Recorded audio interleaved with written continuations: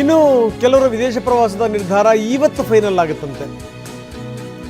ಇವತ್ತು ಫೈನಲ್ ಆಗಿ ನಾಳೆ ಹೋಗ್ಲಿಕ್ಕೆ ಸಾಧ್ಯನಾ ಪ್ರಶ್ನೆ ಬೇರೆ. ಆದರೆ ಎಲ್ಲ ಪ್ರಿಪರೇಷನ್ಸ್ಗಳಾಗಿರ್ತವೆ, ಹೋಗಬೇಕೋ ಬೇಡೋ ಅನ್ನೋದ್ರ ಬಗ್ಗೆ ತೀರ್ಮಾನಕ್ಕೆ ಬರ್ತಾರೆ. ಸಿಂಗಲ್ ಟಿಕೆಟ್ ಬುಕ್ ಮಾಡಿದ್ರಂತೆ ಕೆಲವು ಶಾಸಕರು, ಅವ್ರ ಟಿಕೆಟ್ಗಳು ರದ್ದಾಗಿವೆ. ಇನ್ನು ಕುಟುಂಬ ಸಹಿತ ಟಿಕೆಟ್ ಬುಕ್ ಮಾಡಿದ್ದಾರೆ ಕೆಲವರು ಶಾಸಕರುಗಳು. ಅದರಲ್ಲೂ ಒಂದು ಬುದ್ಧಿವಂತಿಕೆ ಇದೆ. ಏನಪ್ಪ ಅಂದರೆ, ನಾವು ಕುಟುಂಬ ಸಮೇತ ಹೋಗ್ತಾ ಇದ್ದೀವಿ ಸ್ವಾಮಿ, ಅಲ್ಲೇನು ರಾಜಕೀಯ ಮಾಡೋಕ್ಕೆ ಸಾಧ್ಯ ಅಂತ ಹೇಳ್ಬೋದು ಅಂತ.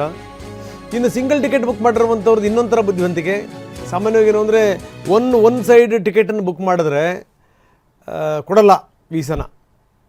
ಯಾಕಂದರೆ ವೀಸಾದವ್ರು ಕೇಳ್ತಾರೆ ವೀಸಾ ಕೊಡುವಂಥ ಸಂದರ್ಭದಲ್ಲಿ, ಯಾವ ಹೋಗ್ತಾ ಇದ್ದೀರಿ, ಯಾವ ಬರ್ತೀರಿ, ಏನು ಎತ್ತ ಅಂತ. ಅಂದರೆ ಜನಸಾಮಾನ್ಯರಿಗೆ ಏನು ಅನ್ವಯ ಆಗುತ್ತೆ ಅದನ್ನು ಹೇಳ್ತಾ ಇದ್ದೀನಿ, ಇವರಿಗೆ ಅದು ಅನ್ವಯ ಆಗುತ್ತೋ ಇಲ್ವೋ ಗೊತ್ತಿಲ್ಲ.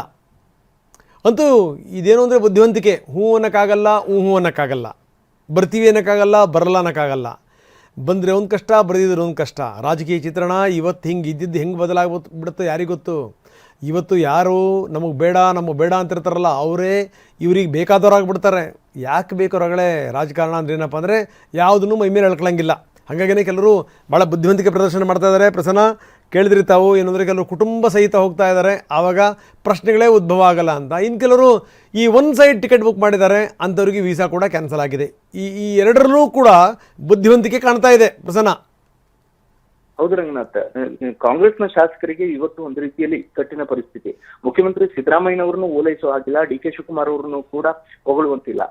ಯಾರ ನಿವಾಸಕ್ಕೆ ಹೋದ್ರೂ ಇನ್ನೊಬ್ರು ಸೆಟ್ ಮಾಡ್ಕೊಳ್ತಾರೇನೋ ಅನ್ನುವಂತ ಪರಿಸ್ಥಿತಿಯಲ್ಲಿ ಒಂದು ರೀತಿಯ ಇಕ್ಕಟ್ಟಿನ ಪರಿಸ್ಥಿತಿಯಲ್ಲಿ ಶಾಸಕರು ಸಿಕ್ಕಾಕೊಂಡಿದ್ದಾರೆ.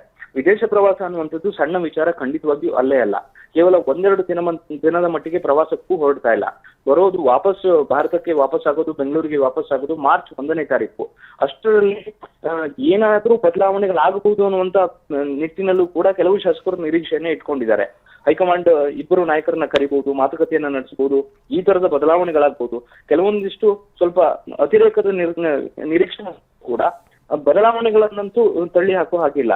ಜೊತೆಗೆ ಮಾರ್ಚ್ 6ನೇ ತಾರೀಕು ಮುಖ್ಯಮಂತ್ರಿ ಸಿದ್ದರಾಮಯ್ಯನವರು ಬಜೆಟ್ ಮಂಡನೆಯ ದಿನಾಂಕವನ್ನು ನಿಗದಿ ಮಾಡ್ಕೊಂಡಿದ್ದಾರೆ. ಈ ಒಂದು ಸೂಕ್ಷ್ಮ ಸಂದರ್ಭದಲ್ಲಿ ವಿದೇಶ ಪ್ರವಾಸ ಬೇರೆ ಬೇರೆ ಮೆಸೇಜ್ ಅನ್ನ ಕೊಡ್ತಾ ಇದೆ. ಜೊತೆಗೆ ಸಿದ್ದರಾಮಯ್ಯನವರ ಪರವಾಗಿರುವಂತಹ ಶಾಸಕರ ಸಂಖ್ಯೆ ಈ ಪ್ರವಾಸದಲ್ಲಿ ಹೆಚ್ಚಾಗಿರುವಂತಹ ಕಾರಣಕ್ಕೋಸ್ಕರ ಎಲ್ಲೋ ಒಂದ್ ಕಡೆ ಸಿದ್ದರಾಮಯ್ಯನವರು ಶಾಸಕರನ್ನ ಸಮಾಧಾನ ಪಡಿಸೋದಕ್ಕೋಸ್ಕರ ಈ ಪ್ರವಾಸವನ್ನ ಪರೋಕ್ಷವಾಗಿ ಆಯೋಜನೆ ಮಾಡಿ ಧಾಟಿ ಆರೋಪಗಳು ಕೂಡ ಕೇಳಿಬರ್ತಾ ಇದಾವೆ, ಆಕ್ಷೇಪಗಳು ಕೂಡ ಕೇಳಿಬಂದಿದ್ದಾವೆ.